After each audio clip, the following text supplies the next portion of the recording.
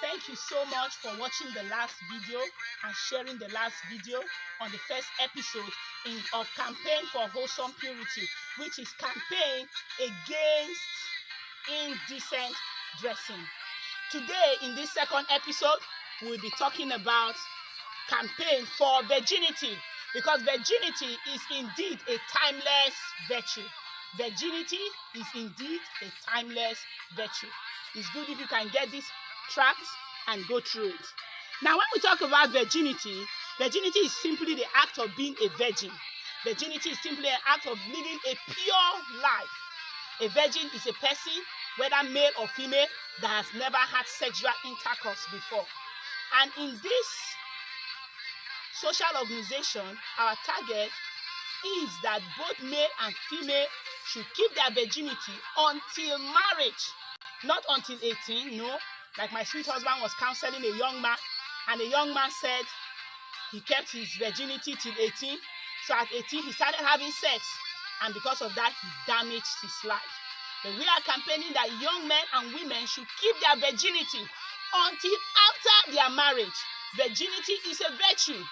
That is why even Jesus, the Savior of the whole world, was born through a virgin. And here in this background, you see the picture of the external genital in a virgin. Now, if the external genital in a virgin, what actually makes a woman a virgin, it's the hymen, H-Y-M-E-N, hymen. And the hymen is actually a soft membrane, which consists of blood. And it makes the vagina, the opening of the vagina, to be just 2 cm wide. That's midway free, 2 cm wide. And while the size of the elongated penis is usually 4 cm. And 4 cm cannot enter 2 cm. So what happens is that at intercourse, the penis now penetrates through and it tears the hymen and blood comes out. And that blood signifies blood covenant. B-L-O-O-D, blood covenant. Blood covenant is one of the strongest covenants we know that ever exists.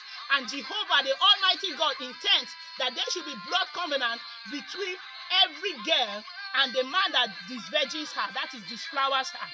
That is why we campaign that young girls especially should keep their virginity until after their marriage, so that they can have this blood covenant with their husbands. And then another point too to look at it is this. When a house is broken in, when a door is closed and somebody breaks into the door, you call the person who an armed robber. Everybody say armed robber. Armed robber. So whoever breaks into this door is what? An armed robber. But the owner of the house doesn't need to break into the door. He just needs to use the key. And the key to the vagina of a woman for a man to have free access to have sex with her as many times as possible is proper marriage. Somebody say proper marriage. Proper marriage. Yes. So when you are properly married, you can feel free to enjoy sex, because sex is good inside marriage. Say sex is good inside marriage. Sex is good inside marriage. But sex is destructive outside marriage. Sex is destructive outside marriage. And the hymen, once broken, it does not grow back. Once broken, it doesn't grow back. This is the female external genital in a non-virgin. Do not let anybody deceive you that when you have sex, you have sexual intercourse, and the hymen breaks, that it grows back. It is a big lie. Once it is broken, it doesn't break back. And that's why the Bible talks about the evidence of virginity, which is the blood that comes out when a lady has sex for the first time. Please join the campaign for virginity. Encourage your daughters, encourage your sons to keep their virginity and say no to premarital sex. Encourage your children to say no to all kinds of sexual perversion, be it masturbation, be it lesbianism, be it homosexuality. Say no to all sexual perversion. Join the campaign for purity, campaign for virginity, campaign that young people keep their virginity before marriage so that they can enjoy sex after marriage. Please share the video. Thank you.